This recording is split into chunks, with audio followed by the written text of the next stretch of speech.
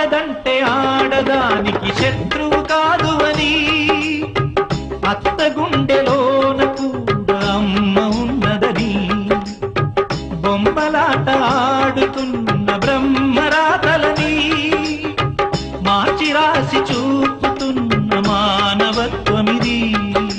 చరితలు చదవని తొలి కథగా, మనసులు ముడిపడు మనుగడగా, తరతరాలకు నిలిచి పొమ్మని తల్లిగా దీవించే చల్లని తరుణమిది.